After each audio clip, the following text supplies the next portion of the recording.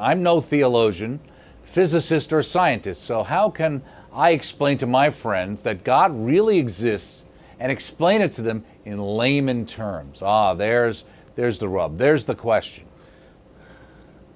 Yeah, I think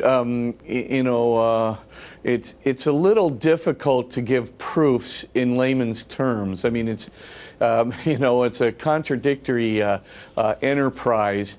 So if you want something that's really simple, I generally go to near-death experiences because that's something demonstrable that people can understand, right? So you've got a person who's been clinically dead for X amount of time, flat EEG, etc.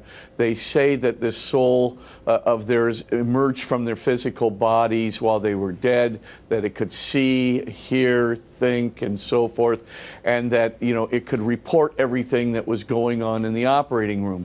Or as I've said in previous episodes, that 80% of blind people can see, most of them for the first time when they're clinically dead. Now that's something which somebody can start saying, yeah, how do you explain that with merely a physical cause? How do you explain it? And then you move into the evidence that when they actually go to the other side, they see this loving white light.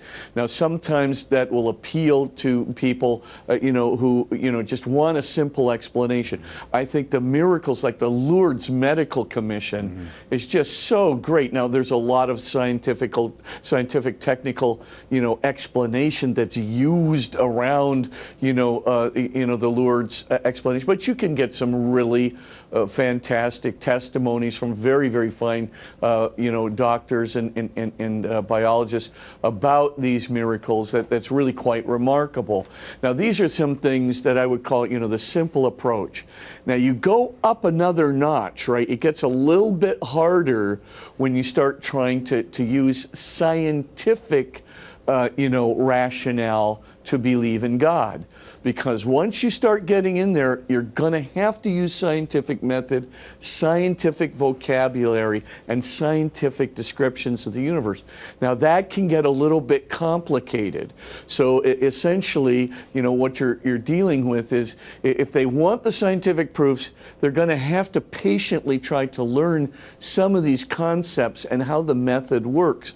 But if you do that well, if you can explain the Board of Lincoln and Guth proof, and I've explained that proof, by the way, to lay audiences. I've gone through each of the 6 steps, and maybe we can do that in a future episode. Right. But I've gotten people to actually understand that proof, and that actually shows a beginning not only of our universe, but of every hypothetical multiverse, of every universe in the higher dimensional space of string theory. So in other words, this really kind of like proves a beginning of physical reality itself.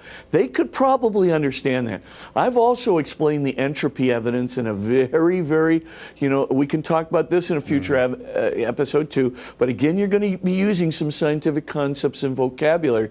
But again, that comes to a beginning of our universe and also to a beginning of other configurations. Let me ask you this question. Beyond our universe, so forth. Right. Let me ask you this question. So when we're trying to give these proofs of God's existence, at some point for the average person, let's say maybe a scientist can work that through, but for the average person, is there still always going to be, and maybe for everyone, an aspect of faith that has to be in the equation? Yeah.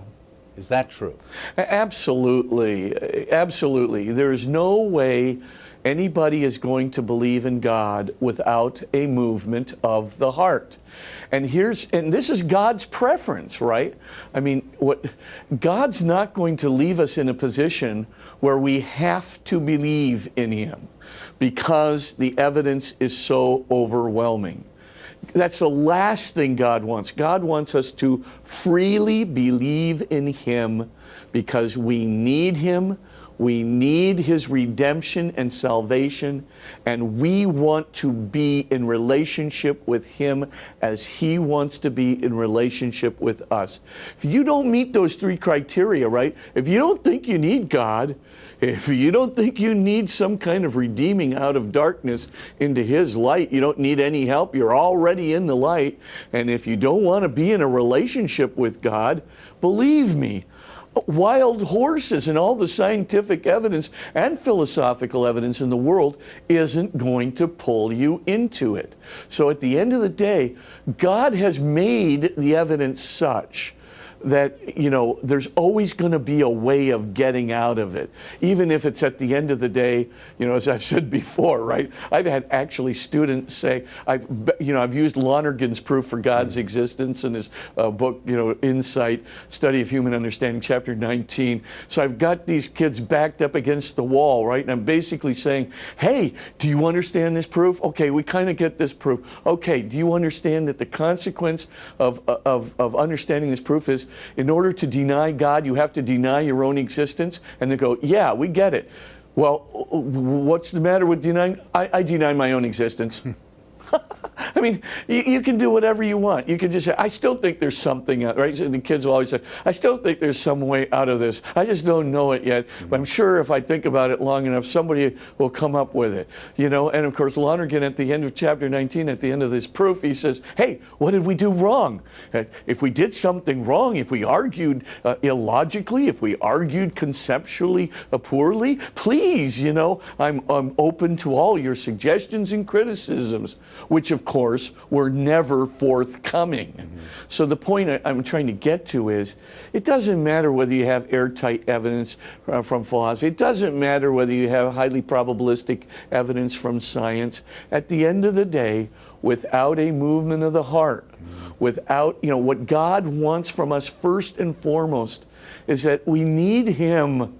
We need His redemption. We have to see our own darkness and the need to have His light help us and bring us out of our darkness.